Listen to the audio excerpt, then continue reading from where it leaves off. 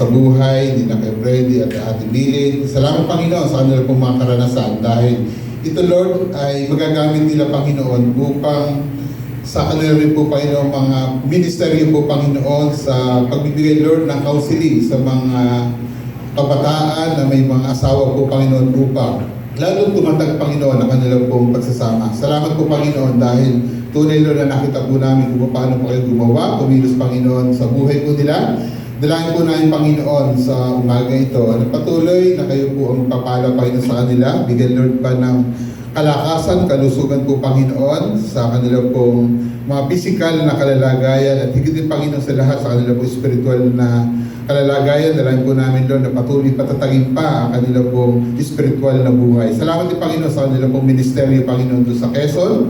Ay pray po namin Lord na kayo po patuloy na magpapala at patuloy Lord nagagamit pa upang marami po Lord ng mga kaluluwa Lord ang makakilala sa inyo po Panginoon. At sila Lord ay makapagtayo ng bahay-sambahan Panginoon para sa inyo pong kapurihan Panginoon, para po sa inyo pong walhatian. Salamat po Panginoon sa inyo sa tanghali ito.